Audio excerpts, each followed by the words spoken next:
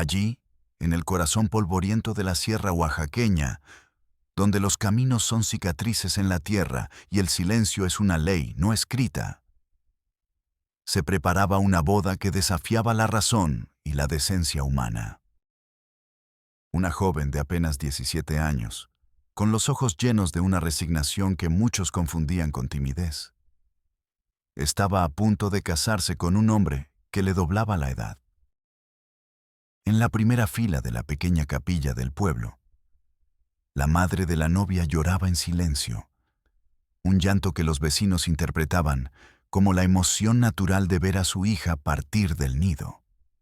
A su lado, impasible como una estatua de sal, la abuela de la novia, la matriarca de la familia, observaba la escena con una frialdad que helaba la sangre. Pero lo que el pueblo no sabía, lo que nadie se atrevía a susurrar, era la verdad monstruosa que se escondía detrás de ese altar. El novio no era solo el tío de la novia, era también su padre. La madre de la novia era también la hermana del novio. Y la abuela, la testigo silenciosa, era la arquitecta de una mentira que había durado casi 2 décadas.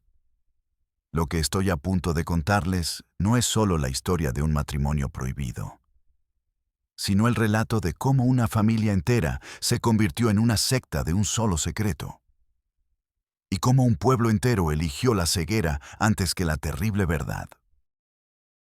Soy Mateo del Valle, y estás viendo Realidad Prohibida. Antes de sumergirnos en las profundidades de este caso, te pido que te suscribas a nuestro canal y actives las notificaciones. Tu apoyo es crucial para seguir sacando a la luz las historias que el olvido amenaza con sepultar. Y déjame saber en los comentarios desde qué rincón del mundo nos acompañas hoy, para entender hasta dónde resuenan estos relatos. La historia de la familia Ríos comienza, como tantas tragedias mexicanas, con la pérdida y el aislamiento. La casa de los Ríos era una de las últimas en el camino que salía del pueblo de San Jacinto a Milpas. Un lugar donde las noticias llegaban tarde y la justicia, a veces, no llegaba nunca. Era una construcción de adobe grueso y techo de lámina, rodeada por una barda de piedra que parecía más una muralla que un simple lindero. Dentro de esa fortaleza vivía Leticia, una viuda que el tiempo y la dureza de la vida habían convertido en una mujer de pocas palabras y decisiones de hierro. Tras la muerte de su esposo en un accidente en el campo, Leticia quedó a cargo de sus 2 únicos hijos. Armando, el mayor, un joven callado y hosco, y Sofía, varios años menor, una muchacha de espíritu más libre que pronto chocaría con la rigidez de su madre y la sombra opresiva de su hermano. Armando, desde muy joven, asumió el papel de hombre de la casa con una seriedad que rayaba en lo tiránico. No era un líder natural, sino un guardián celoso de lo poco que tenían. La casa, unas cuantas cabezas de ganado y, sobre todo, el honor de la familia. Un concepto que él interpretaba a su manera retorcida. Sofía, por su parte, soñaba con escapar. En su adolescencia tardía, encontró una vía de escape en un joven forastero que trabajaba temporalmente en la construcción de una carretera cercana. Fue un romance fugaz, secreto y desesperado. Cuando el hombre se fue, dejó tras de sí una promesa rota y una vida nueva creciendo en el vientre de Sofía. El nacimiento de su hija, Elena, fue el primer gran escándalo que Leticia decidió sofocar puertas adentro. No hubo celebración, solo vergüenza. Sofía se convirtió en una paria dentro de su propia casa y su hija Elena en el símbolo de esa deshonra. Armando, su hermano, la miraba con un desprecio que apenas disimulaba una extraña y posesiva curiosidad por la niña. La casa de los Ríos se cerró aún más sobre sí misma. Las visitas se hicieron inexistentes. Sofía, Derrotada y sin a dónde ir, se refugió en las tareas del hogar, mientras su madre, Leticia, se encargaba de dictar las reglas de esa nueva y fracturada dinámica familiar. Armando, por su parte, comenzó a ejercer una autoridad cada vez más absoluta. Fue en ese ambiente asfixiante donde creció la pequeña Elena. Sin amigos, sin escuela formal más allá de las lecciones básicas que su madre le daba a regañadientes, su único mundo eran las 4 paredes de adobe, el patio de tierra y las 3 figuras adultas que la rodeaban. Una madre ausente y triste, una abuela severa y un tío cuya atención se volvía cada día más inquietante. Para el pueblo, los Ríos eran simplemente una familia extraña y reservada. Nadie preguntaba mucho. Armando era quien salía a vender el queso y la leche, y sus respuestas a cualquier pregunta eran siempre cortantes. La gente aprendió a no indagar. El problema, el verdadero cáncer, comenzó a crecer cuando Elena dejó de ser una niña y empezó a convertirse en mujer. Armando, que hasta entonces la había tratado con una mezcla de indiferencia y disciplina, cambió su comportamiento. Empezó a buscarla, a pasar más tiempo con ella, a asignarle tareas que los mantenían a solas. Sus conversaciones eran extrañas. Le hablaba de la maldad del mundo exterior, de cómo los hombres de afuera solo querrían hacerle daño y de que su único lugar seguro era allí, con él, con la familia. Era un adoctrinamiento lento y metódico. A Sofía, la madre de Elena, no se le escapaban estas señales. Veía la forma en que su hermano miraba a su hija, la misma mirada posesiva que a veces sentía sobre ella misma. Intentó intervenir, tímidamente al principio. «Déjala en paz, Armando. Es solo una niña», le decía. La respuesta de Armando era siempre la misma. Una mezcla de amenaza y chantaje emocional.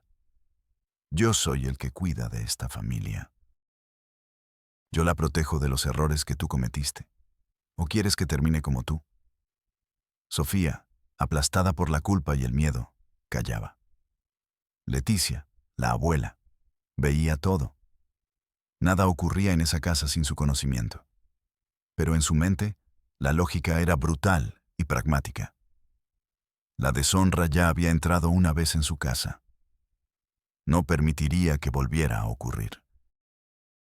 Si mantener a Elena bajo el control absoluto de Armando, evitaba que la historia de Sofía se repitiera. Que así fuera. El honor de la familia, un honor ya manchado y deforme, era más importante que el bienestar de su nieta. Para Leticia, el mundo exterior era el enemigo. Lo que pasaba dentro de su fortaleza era simplemente supervivencia. La primera transgresión física fue un punto de no retorno. No necesitamos imaginar los detalles sórdidos, basta con comprender la demolición psicológica. Para Elena, una joven que no conocía otra figura masculina de autoridad, cuyo mundo había sido deliberadamente encogido hasta caber en la palma de la mano de su tío, la línea entre afecto y abuso era borrosa, inexistente.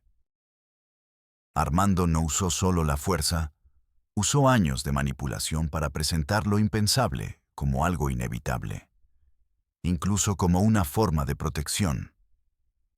La casa, que ya era una prisión, se convirtió en una celda de tortura silenciosa. Entonces ocurrió lo que Armando probablemente anticipaba y lo que Leticia y Sofía más temían. A los 14 años, Elena quedó embarazada. El pánico se apoderó de ambas mujeres. Sofía, en un acto de desesperación, enfrentó a su hermano. La discusión fue intensa. Por primera vez, los gritos quebraron el silencio habitual de la casa. Sofía amenazó con ir al pueblo y contarlo todo, pero Armando y Leticia la hicieron desistir. «¿Y qué dirás?», cuestionó su madre. «¿Que permitiste que tu propio hermano dañara a tu hija en tu hogar?». Nos afectará a todos. A ti podrían culparte por permitirlo, a él también. ¿Y la niña? ¿Y el bebé que viene? Terminarán en un orfanato del gobierno, peor que muertos. Aquí, al menos, tienen un techo y comida. La lógica de Leticia era perversa, pero efectiva. Apelaba al miedo más profundo de Sofía. Perder lo poco que le quedaba y ser señalada como la culpable final. La decisión fue tomada. El embarazo de Elena se manejaría como se había manejado el de Sofía años atrás, en secreto. Pero esta vez, la mentira sería más elaborada. Elena fue recluida por completo en la casa. Si algún vecino preguntaba por ella, la excusa era que estaba enferma, una dolencia extraña que la mantenía débil. El tiempo pasaba y el cuerpo de la adolescente cambiaba. La rutina diaria se impregnó de una tensión insoportable. Elena pasaba los días encerrada en su cuarto, mientras su madre y su abuela se movían por la casa como fantasmas, evitando su mirada. Armando continuaba su vida con una normalidad escalofriante, saliendo al pueblo y manteniendo la fachada. El nacimiento tuvo lugar en la misma habitación donde Elena había nacido. Fue un parto largo y peligroso, asistido solo por Leticia y su vasta pero rudimentaria experiencia. El bebé, un niño, nació pequeño y débil, pero vivo. Y con su primer llanto, el secreto de la familia Ríos se hizo de carne y hueso. Ahora la pregunta era, ¿cómo explicar su existencia? Leticia, de nuevo, ideó el plan. El niño no sería de Elena, sería de Sofía. Para el mundo exterior, Sofía, una mujer que ya pasaba de los 35, había tenido un hijo tardío, un pequeño milagro. La explicación parecía posible en un lugar sin registros médicos estrictos. Elena, su hija, pasaría a ser oficialmente la hermana mayor del bebé. Se le impuso aceptar ese nuevo papel. Su propio hijo la llamaría hermana, mientras que al hombre que la había dañado, su propio padre, debía seguir llamándolo tío. Y a su madre, Sofía, ahora le tocaba compartirla con el niño de una manera dolorosa, viéndola asumir el rol de madre de su propio hijo. Fue la primera capa de una historia que, con el tiempo, adquiriría rasgos desmesurados. El niño, llamado José, creció en ese entorno difícil. Su presencia convirtió en cotidiano lo que no debía serlo. La vida bajo el secreto se convirtió en la única vida que conocían. Armando, envalentonado por el éxito de su engaño, no detuvo los abusos. El cuerpo de Elena se convirtió en territorio conquistado. 1 año y medio después del nacimiento de José, Elena estaba embarazada de nuevo. Esta vez hubo menos pánico y más resignación. El protocolo ya estaba establecido. De nuevo, la reclusión, la enfermedad inventada, el parto en casa. Nació una niña, a la que llamaron María. Y de nuevo, la mentira. Otro hijo tardío de Sofía. El pueblo comenzó a murmurar. 2 hijos en tan poco tiempo para una mujer de la edad de Sofía era extraño. Pero las miradas inquisitivas se encontraban siempre con el muro de silencio de Leticia o la agresividad de Armando. La gente prefería susurrar en el mercado a confrontar directamente a la temida familia Ríos. Y así, la vida continuó. La casa de adobe se fue llenando de niños. Después de María, vino Pedro. Luego Guadalupe. Luego otro José, porque el primero tenía una salud muy frágil. En el lapso de una década, Elena dio a luz a 8 hijos de su propio tío y padre. Cada nacimiento era una repetición del mismo ritual macabro. El embarazo oculto, el parto clandestino y la presentación del nuevo bebé como otro hijo de Sofía. La casa se transformó. Dejó de ser un hogar para convertirse en una especie de granja humana, un criadero de secretos. Los niños crecían salvajes y asustadizos. Su mundo era el patio de tierra. Sus únicos compañeros de juego eran sus propios hermanos, que en realidad eran también sus sobrinos. El árbol genealógico de esta familia era un laberinto demencial. Para ellos, la figura de autoridad era Armando, el tío, un hombre impredecible que podía pasar de un gesto casi paternal a un arrebato de violencia en segundos. La abuela Leticia era la ley suprema, una figura distante y temible. Su madre biológica, Elena, era su hermana, una figura joven y triste que los cuidaba pero que no tenía ninguna autoridad. Y Sofía era la madre oficial, una mujer consumida por la pena que a menudo se perdía en sus propios pensamientos y apenas interactuaba con los niños que supuestamente eran suyos. La vida diaria era una lucha por la supervivencia. La comida era escasa y repetitiva. Frijoles, tortillas y lo que pudieran obtener de su pequeño huerto. Los niños vestían ropas viejas y remendadas, a menudo pasadas de uno a otro, sin importar el género. Su higiene era precaria. El agua del pozo se usaba con moderación para beber y cocinar, y los baños eran un lujo infrecuente. Lo más alarmante, sin embargo, eran los problemas de salud que comenzaron a manifestarse. La endogamia, esa palabra técnica y fría, se traducía en una realidad devastadora. Varios de los niños nacieron con problemas congénitos. El pequeño José tenía una malformación en la cadera que le hacía cojear de forma pronunciada. Guadalupe sufría de un estrabismo severo y frecuentes ataques epilépticos que la familia trataba con remedios caseros y supersticiones. Otro de los niños, Miguel, tenía dificultades para hablar, emitiendo solo sonidos guturales que nadie más entendía. Armando y Leticia prohibieron cualquier contacto con médicos o centros de salud. La enfermedad de los niños se atribuía a mal de ojo o a un castigo divino por el pecado original de Sofía. Era una forma de desviar la culpa y reforzar el aislamiento. Cualquier intervención externa expondría la verdad, y la verdad era el único enemigo al que realmente temían. Los niños no iban a la escuela. Su educación era nula. No conocían los números más allá de lo que podían contar con los dedos, ni las letras más allá de las que veían en algún empaque viejo. Su lenguaje era una mezcla del español limitado de los adultos y un dialecto propio que habían desarrollado entre ellos, lleno de palabras inventadas y frases a medias.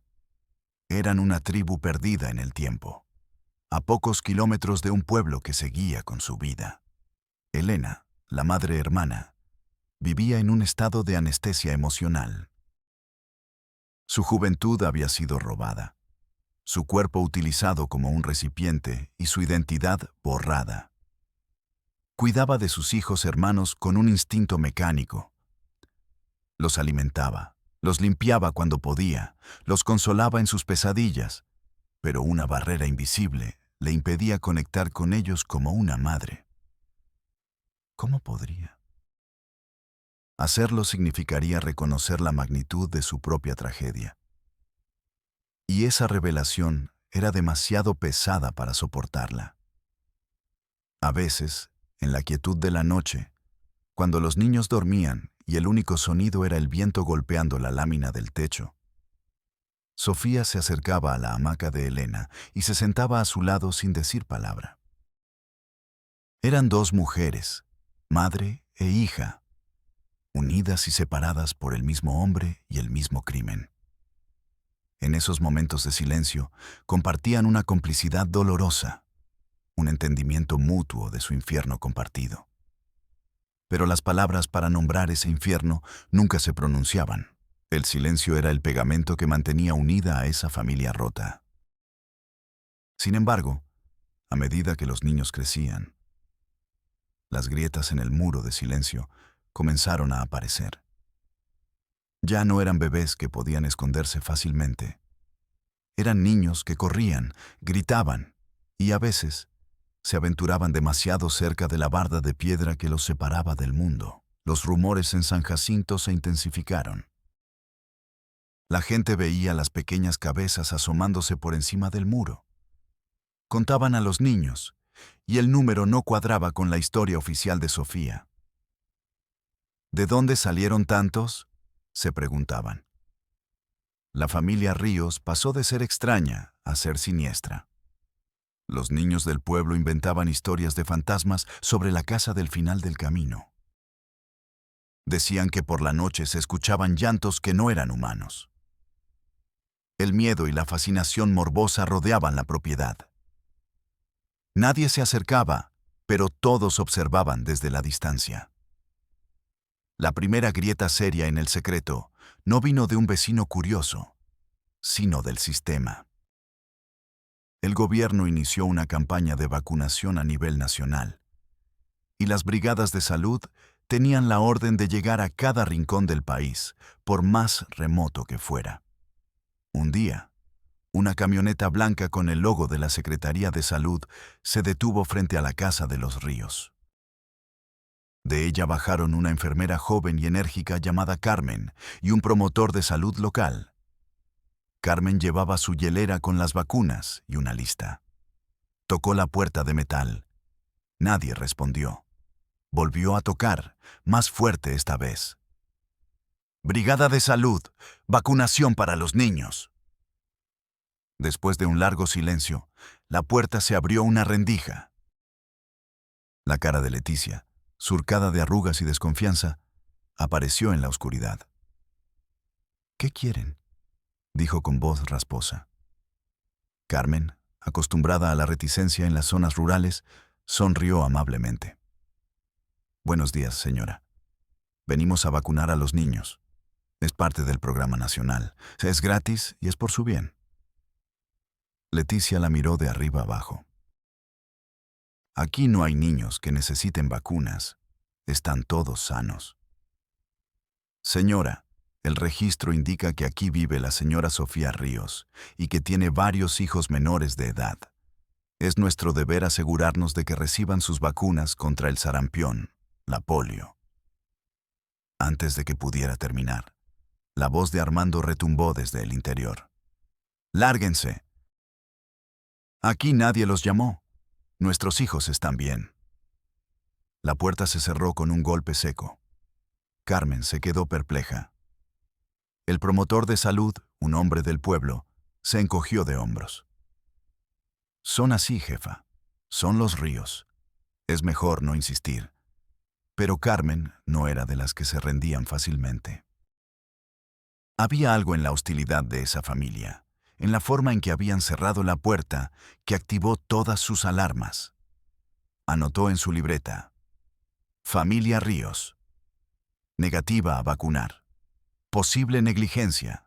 Investigar». Esa noche, en el pequeño centro de salud del pueblo, Carmen habló con el médico a cargo. Le contó lo sucedido. El médico, un hombre mayor que llevaba años en la región, suspiró. «Ah, los Ríos. Son un caso perdido, Carmen. Viven en su propio mundo. Déjalo así.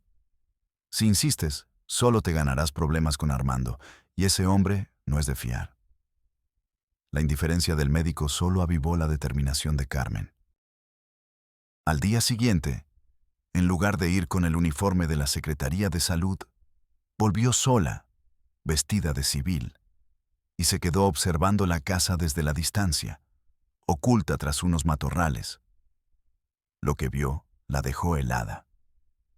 Durante casi una hora, vio a no menos de 6 o 7 niños de diferentes edades jugando en el patio.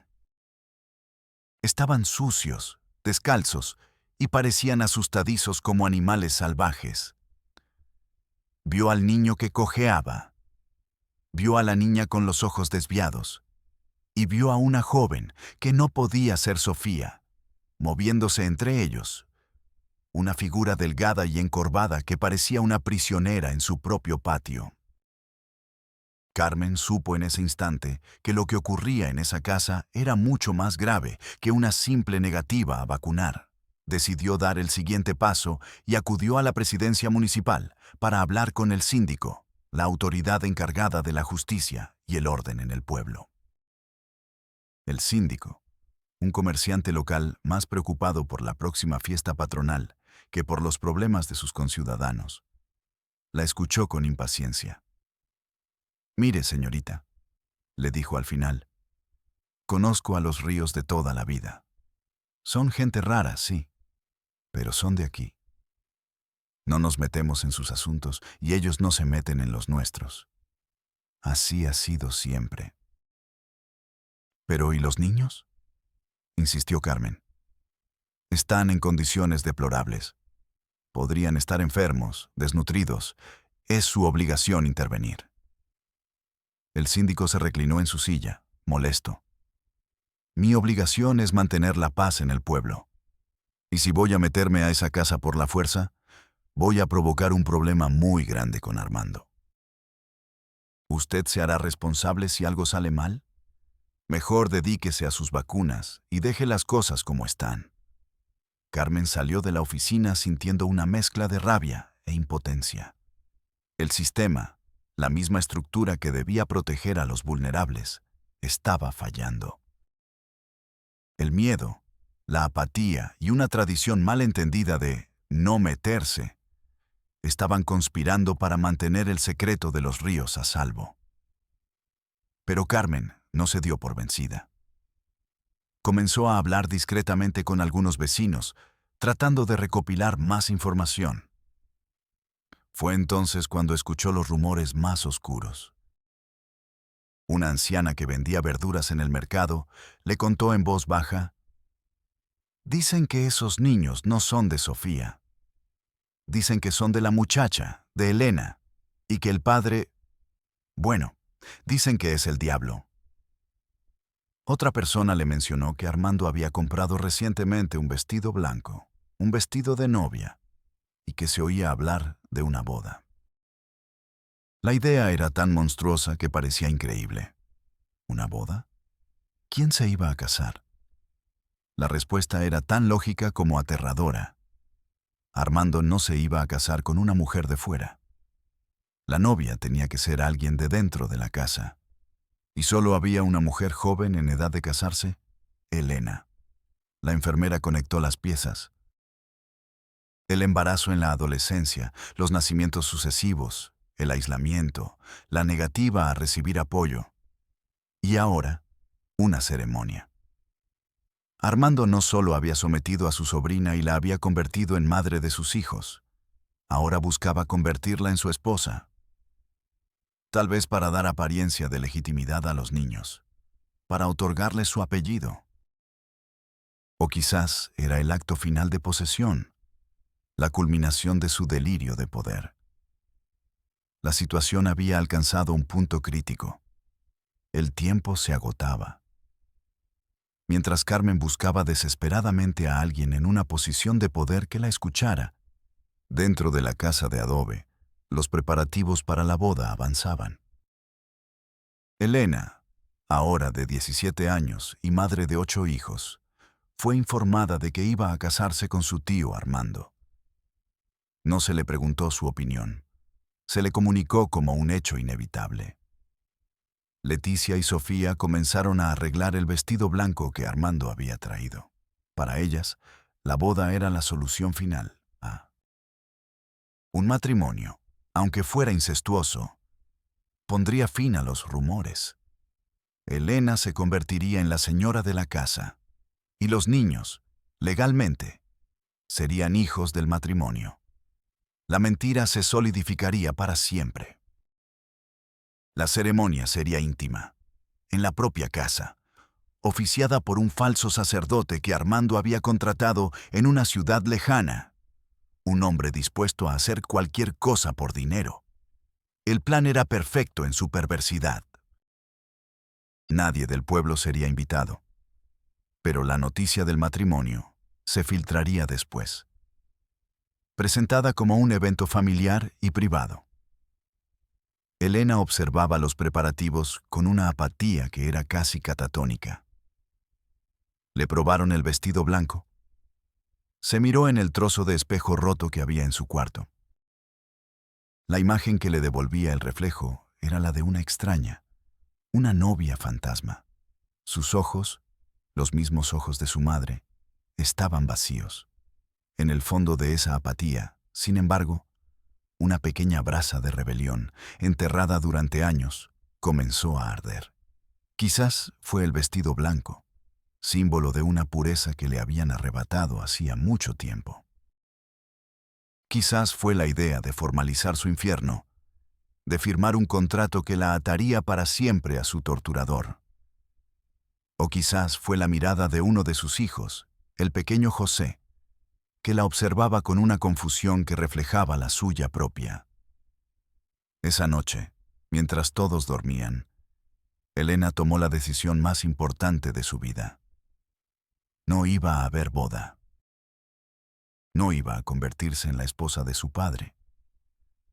Con el corazón latiéndole en la garganta, esperó a que la respiración de Armando, que dormía en una hamaca en la sala principal, se hiciera profunda y regular. Se deslizó fuera de su cama, con el cuidado de un animal nocturno. Sabía que no podía llevarse a ninguno de sus hijos. Eran demasiados, harían ruido. El pensamiento la desgarró, pero la instintiva necesidad de salvarse a sí misma y quizás, a largo plazo, a ellos, fue más fuerte. Descalza, sin llevarse nada más que la ropa que tenía puesta, caminó hacia la puerta trasera, la que daba al corral. Rezó para que los goznes no chirriaran. Abrió la puerta lentamente, milímetro a milímetro. El aire fresco de la noche, un aire que no había sentido en años sin la vigilancia de Armando, llenó sus pulmones. Una vez fuera, no miró atrás. Corrió.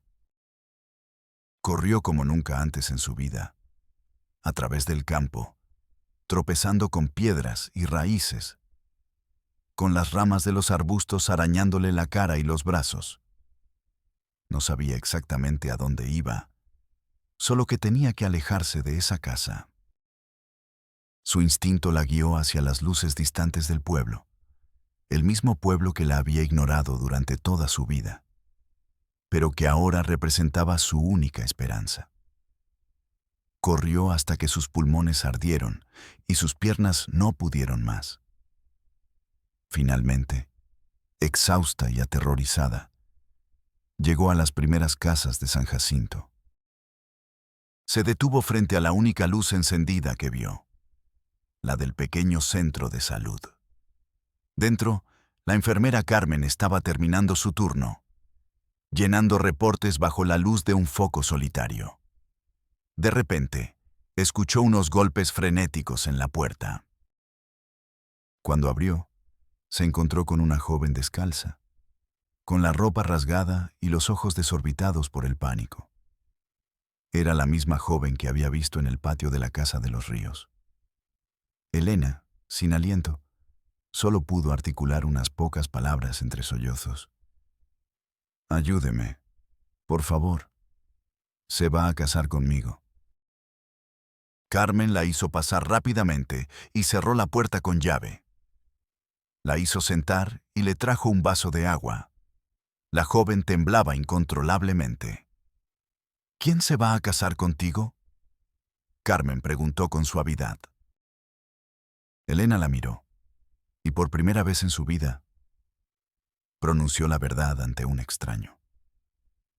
Una verdad que salió como un torrente de veneno acumulado durante años. «Mi tío, Armando, se quiere casar conmigo. Pero él es el padre de mis hijos». La confesión quedó flotando en el aire de la pequeña clínica, tan monstruosa, tan inconcebible, que por un instante el silencio fue absoluto.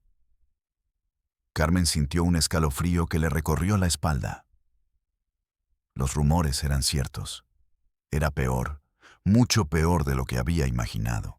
Ya no se trataba de negligencia o de una boda extraña. Se trataba de un crimen continuado durante más de una década. Carmen supo que ya no podía actuar sola. Esta vez, el síndico, el médico y todo el pueblo tendrían que escuchar. Tomó el teléfono de la clínica y marcó el número de la comandancia de la policía estatal en la ciudad más cercana. No iba a confiar en la policía local. Necesitaba una intervención externa, una fuerza que no estuviera contaminada por la apatía y el miedo de San Jacinto. Mientras hablaba por teléfono, describiendo la situación con una urgencia que no dejaba lugar a dudas, miró a Elena. La joven se había acurrucado en la silla, agotada, como si el acto de contar su historia le hubiera robado las últimas fuerzas. Había roto el silencio. Y con ello, había sentenciado el destino de la familia Ríos y había desatado una tormenta que estaba a punto de caer sobre el pueblo. El amanecer siguiente no trajo la luz habitual. Trajo consigo el sonido de sirenas distantes que se hacían cada vez más fuertes. Un sonido ajeno y alarmante en la tranquilidad de la sierra. 2 patrullas de la policía estatal, seguidas por una camioneta del DIF, Desarrollo Integral de la Familia, donde viajaban Carmen y 2 trabajadoras sociales, tomaron el camino de tierra hacia la casa del final del camino. El pueblo entero comenzó a despertar y a asomarse a sus puertas. El rumor de la huida de Elena y la llegada de la policía se había esparcido como la pólvora. Un grupo de vecinos comenzó a seguir a los vehículos a una distancia prudente, la curiosidad morbosa finalmente venciendo al miedo. La confrontación final estaba por comenzar. Los vehículos se detuvieron frente a la barda de piedra de la casa de los Ríos. El silencio que emanaba del interior era ominoso. El comandante a cargo, un hombre experimentado en situaciones tensas, bajó de su patrulla y se acercó a la puerta de metal. Tocó con fuerza. «Policía estatal, abran la puerta». La respuesta fue el mismo silencio desafiante que había recibido Carmen días atrás. «Armando Ríos. Sabemos que está ahí. Salga con las manos en alto. Tenemos una orden judicial». Desde el interior se escuchó un ruido, el sonido de algo siendo arrastrado para bloquear la puerta. Luego, la voz de Armando, distorsionada por la rabia. «Váyanse de mi casa. Esta es propiedad privada. Nadie entra aquí». El comandante hizo una seña a sus hombres. 2 de ellos trajeron un ariete del vehículo. La tensión era palpable. Los vecinos que observaban desde lejos contenían la respiración.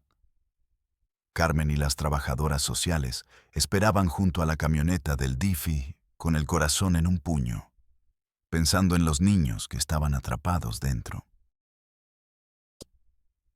«Última advertencia, Armando. O abre la puerta o la derribaremos», gritó el comandante. La única respuesta fue una maldición desde el interior. Con una orden, los policías golpearon la puerta con el ariete. El metal resonó en todo el valle. 1 golpe, 2 golpes. Al tercer impacto, la cerradura cedió y la puerta se abrió violentamente hacia adentro.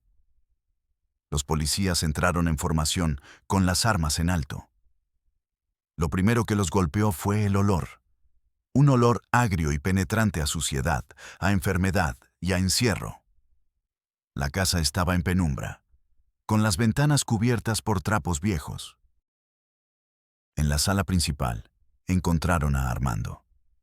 No estaba armado como temían, pero su postura era la de un animal acorralado. A su lado, como 2 estatuas de terror, estaban Leticia y Sofía, abrazadas. Armando comenzó a gritarles a los policías, a maldecirlos, a decir que no tenían derecho a invadir su hogar. Pero su furia se desvaneció cuando vio, detrás de los uniformados, la figura de Carmen. Sus ojos se clavaron en ella, y después buscaron más allá, como si esperara ver a Elena.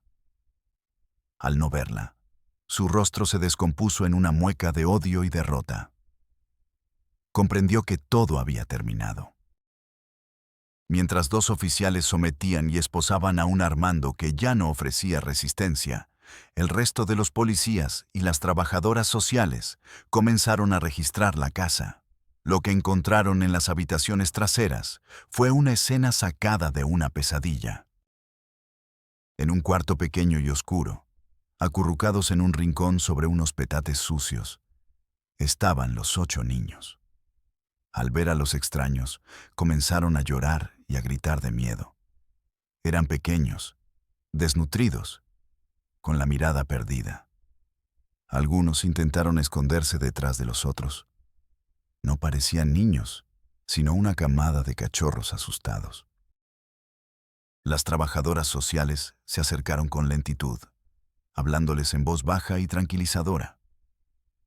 Una de ellas llevaba una bolsa con galletas y jugos y comenzó a ofrecérselos. Los niños miraban la comida con una mezcla de deseo y desconfianza. El pequeño José, el que cojeaba, fue el primero en aceptar una galleta. La tomó con una mano temblorosa y se la llevó a la boca como si fuera el tesoro más grande del mundo.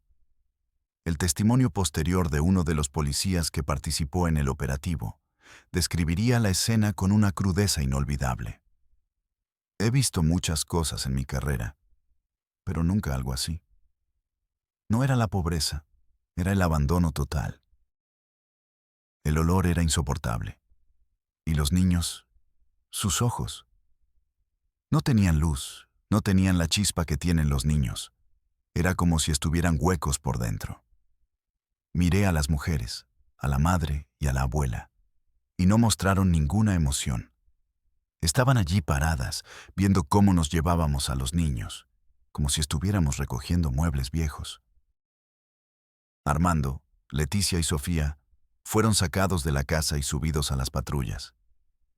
Mientras Armando pasaba frente a la multitud de vecinos curiosos, los insultó a todos, llamándolos hipócritas y cobardes. Leticia no dijo una sola palabra. Su rostro era una máscara de orgullo herido. Sofía, por su parte, finalmente se derrumbó.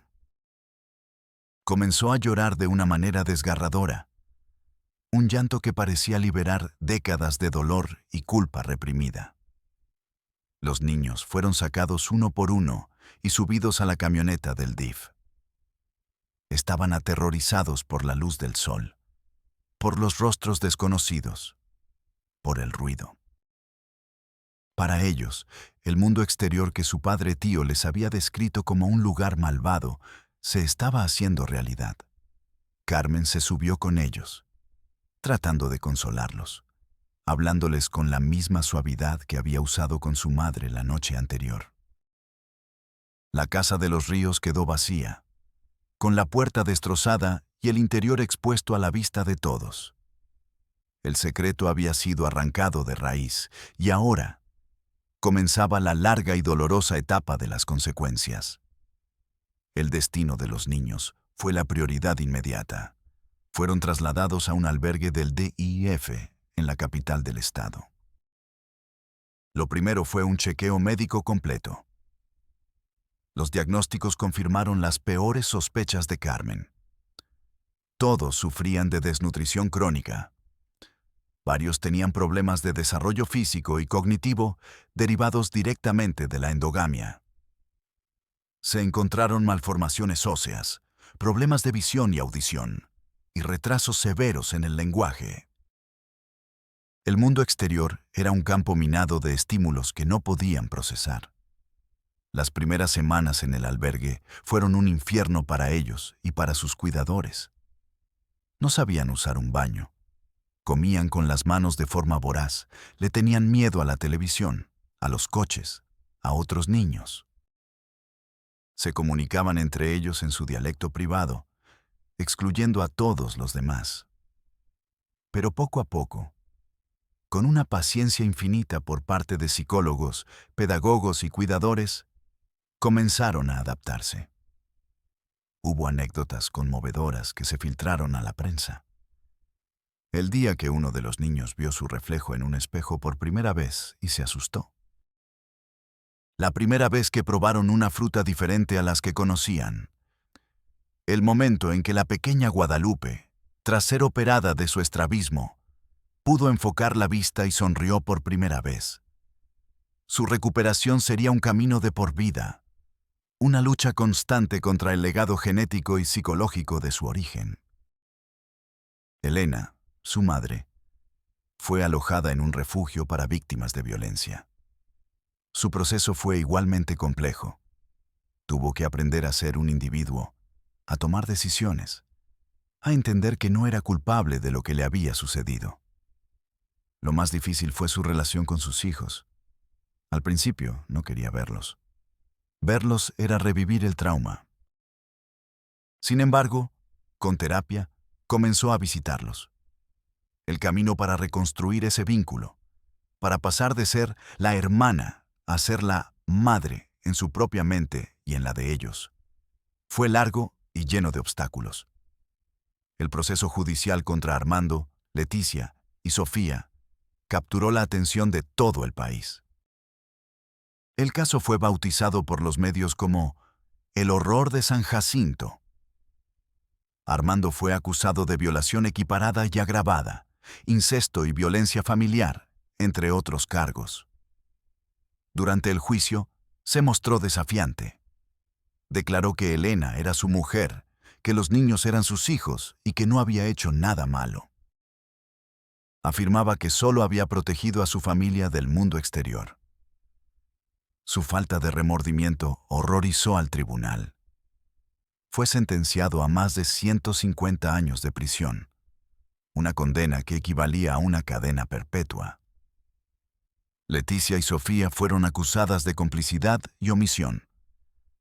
El caso de Sofía fue particularmente debatido.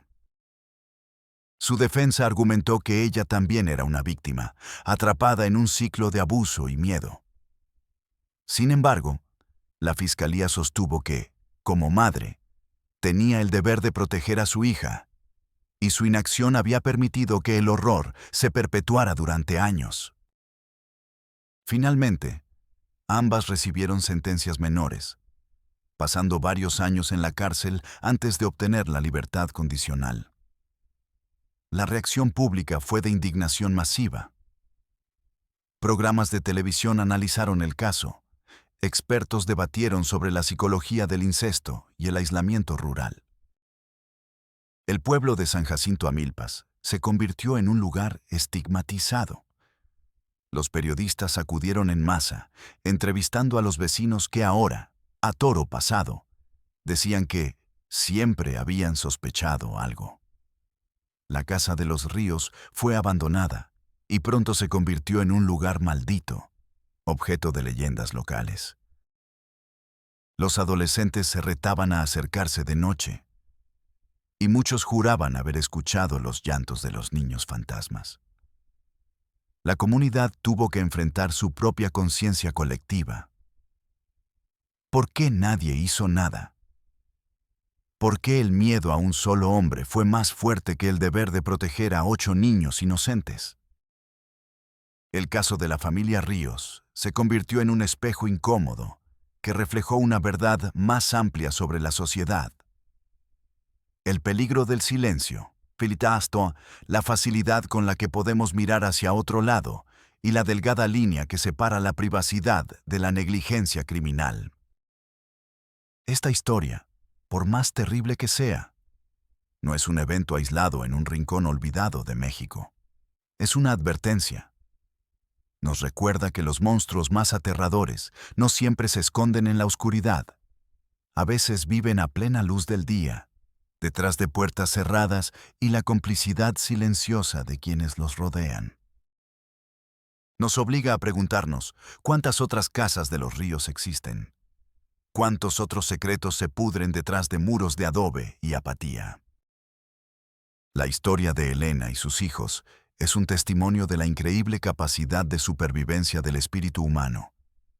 Pero también es una acusación contra todos nosotros cuando fallamos en nuestro deber más básico: proteger a los inocentes. Gracias por acompañarme hasta el final de este viaje a las profundidades de la naturaleza humana. Si esta historia te ha conmovido o indignado, no dejes que se quede en una simple anécdota. Compártela. Habla de ella. Únete a la misión de Realidad México, donde creemos que sacar estas verdades a la luz es el primer paso para evitar que se repitan. Suscríbete y sé parte de esta comunidad que se niega a mirar para otro lado. Soy Mateo del Valle y te espero en nuestra próxima investigación.